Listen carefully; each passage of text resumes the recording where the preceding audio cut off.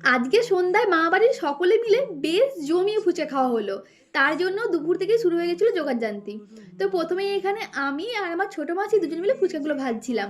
বাজারে ওই যে রেডিমেড ফুচকা চিপসগুলো কিনতে পাওয়া যায় না, ওগুলো দিয়েই আজকে ফুচকা বানাচ্ছিলাম। আর এগুলো দিয়ে কিন্তু কোনোরকম কোনো ঝুট ঝামেলা ছাড়াই খুব সহজেই বাড়িতে ফুচকা বানানো যায়।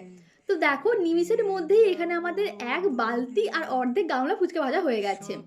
এরপরে আমার মামা বসে পড়লো ফুচকার আলু মাখতে আর টক জলটা রেডি করতে। তো ফুচকার টক জল আলু সবকিছু রেডি করে নেওয়ার পর এখন আমরা বাড়ির সকলেই মিলে বাটি হাতে বসে পড়লাম ফুচকা খাওয়ার জন্য।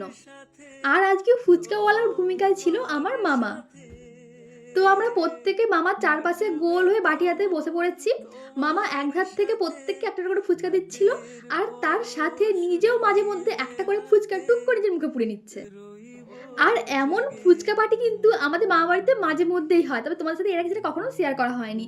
তো যাই হোক, এখন চলো আমরা সকলেই মিলে জমিয়ে ফুচকা খাই। আর আজকের এই মিনি ব্লগটা এখানে শেষ করছি। আজকের মতো টাটা, দেখা হচ্ছে নেক্সট ভিডিওতে।